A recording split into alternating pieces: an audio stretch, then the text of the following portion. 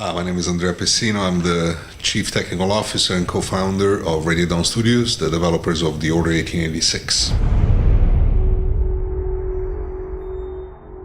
The story is, the game is set into an alternate history version of 19th century Victorian England, London specifically. And it's a game very much based on history while still being fantastical.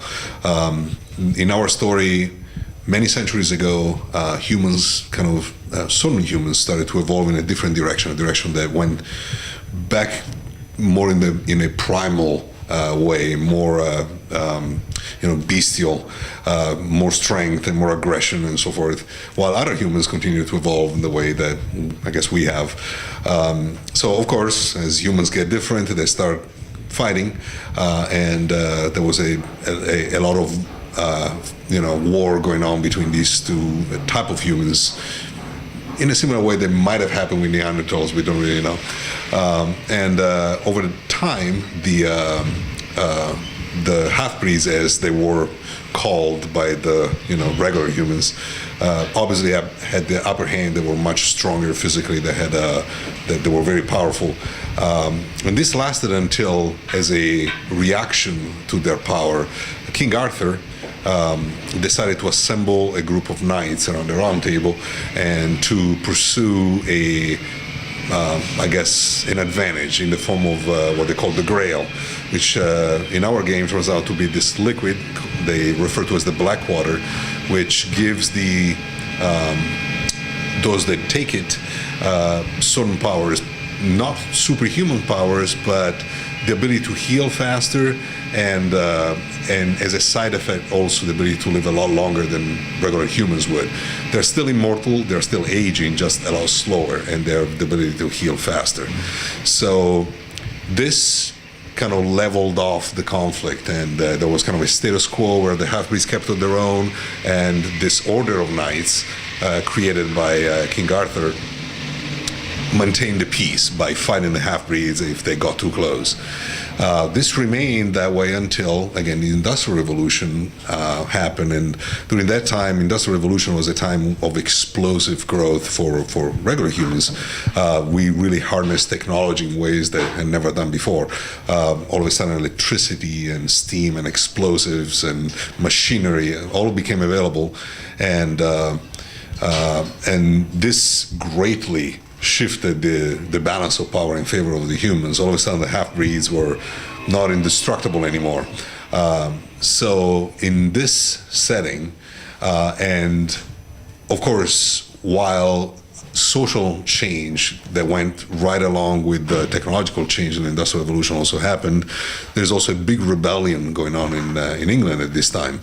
The rebels don't see the order as their protectors, defending them against the half-breeds like the government would want them to believe. They see them as oppressors. They're there to keep it in their place and to prevent them from fighting against the aristocracy and the elite. So all of a sudden, the order is also tasked by the government to fight against the rebels. And this is not something they've done before. They were never meant to fight other humans. They were there to, keep the half-breeds in check. So this immediately creates a whole range of conflicts, both within the order.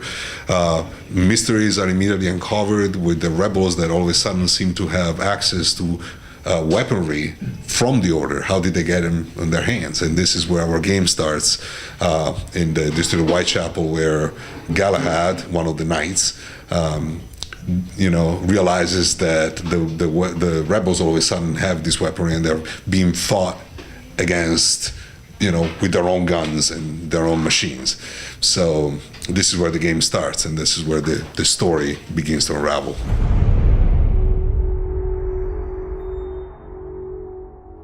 The idea was that, because, again, war tends to be a major driving force, sadly, for technology, because of this war with the half-breeds, in our alternate history, technology had advanced just a little bit faster. Not so fast that you don't recognize this as, Victorian England, but fast enough that there are things that weren't actually there at the time, but they almost could have happened. Things like, flying ships and these, guns that shoot bolts of electricity. There is electricity all over the place. They have radio communication. There are all kind of things that they were either on the cusp or they would have been actually possible given the technology of the time. They just didn't quite happen. So a lot of research went into create a universe that is alternative, that is fantastical, but it's really believable. All of the guns that we have are designed to be functioning machines. Of course, they don't exist in reality, but they could. You could actually fashion these weapons and they might even work. So it was a conscious decision to create an aesthetic that blends the fantastical and the historical in a very seamless and very plausible way.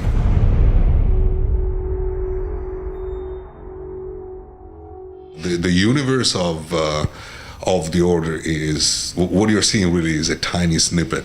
The way that Rue, the creative director on this game, and the other founder of Ready Dawn Studios, the way he works is he's not even thinking about games when he starts. He started working on this universe back in 2005 or so, and he created this whole range of things that span centuries. There is all kind of stuff that goes on in this huge story. What you're seeing is a very important moment in this story, and it's just a little snippet of it. But absolutely, first you create everything in great detail, all the stories, all of the major events, and all the universe, so that it's always consistent and it makes sense, no matter where you take it.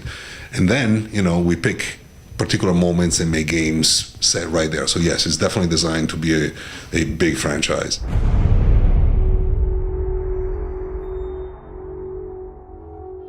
I mean, it is a very focused game. This is not one of those games where, you make up your own story or that the story emerges from your actions. It really is not that kind of thing. I'm not saying one is bad or the other one is better. All I'm saying is this is a very deliberate experiment in mixing, more traditional gunplay and gameplay with a very, very strict narrative that you go through. You're told a story, and hopefully it's a good story that you enjoy and you get to know and understand these characters and you want to see what happens to them.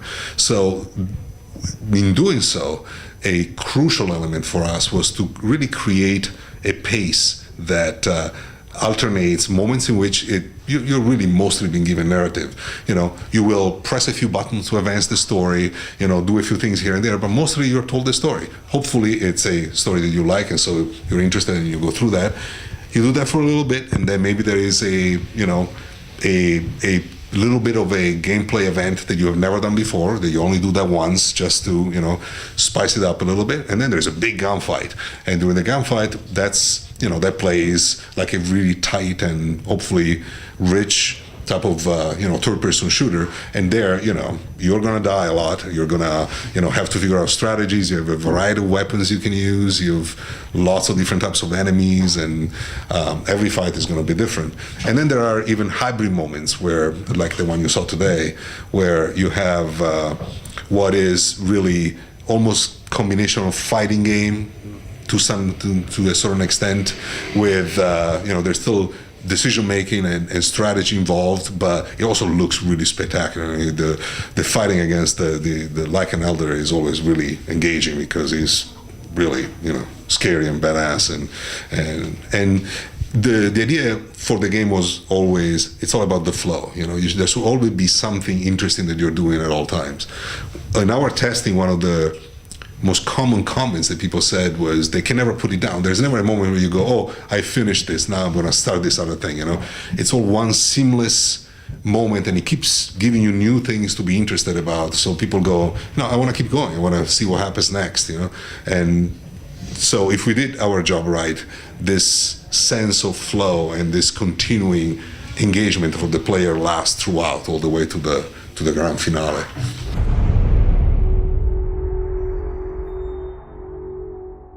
Yeah, we consider all kind of things for this first game, but for one, already as it is, this was a huge endeavor, on all aspects. The amount of things that we created from scratch is truly mind-boggling. So I think in order to deliver a target and a fun experience, you have to, choose.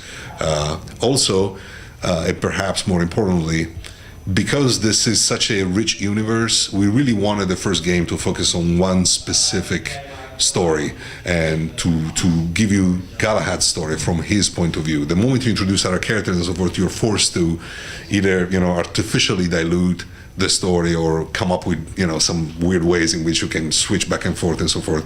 In this case, for us, it was more important to just have one story, one character played throughout.